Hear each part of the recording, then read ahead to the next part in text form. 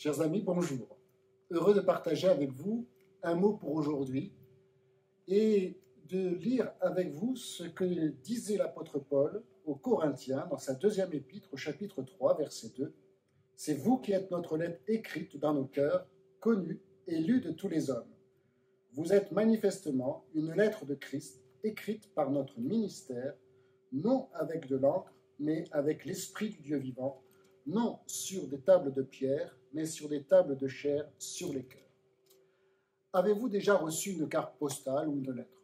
Je suppose que oui. Cela fait toujours plaisir, surtout lorsque, à la signature, ce sont des gens que nous apprécions, des gens que nous affectionnons tout particulièrement.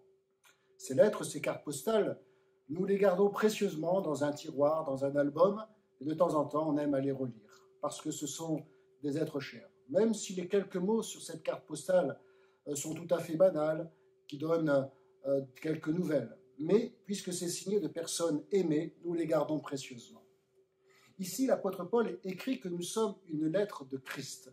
Christ a écrit dans nos cœurs des choses extraordinaires.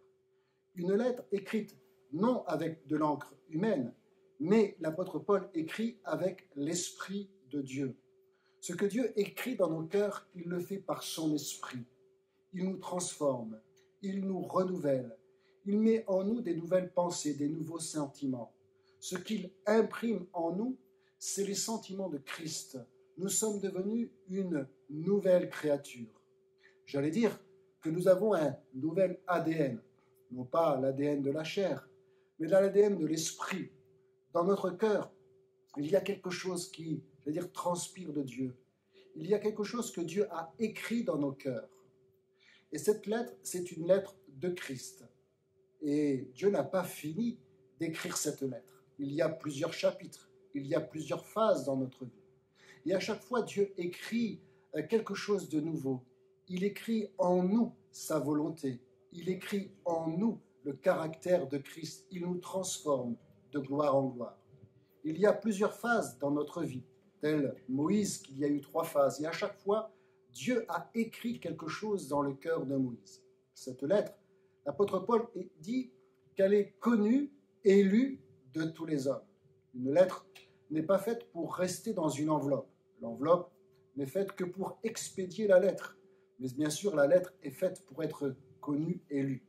Nous sommes donc une lettre connue et lue de tous les hommes.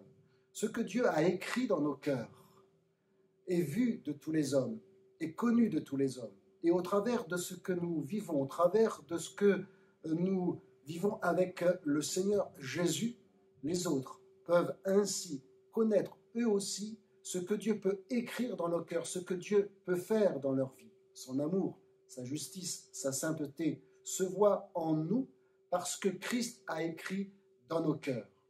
Bien-aimés, Dieu n'en a pas fini avec vous.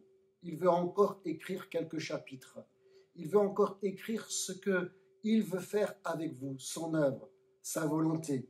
Que Dieu vous aide, que Dieu vous bénisse et laissons-nous écrire par le Saint-Esprit quelque chose de nouveau dans notre cœur. À très bientôt.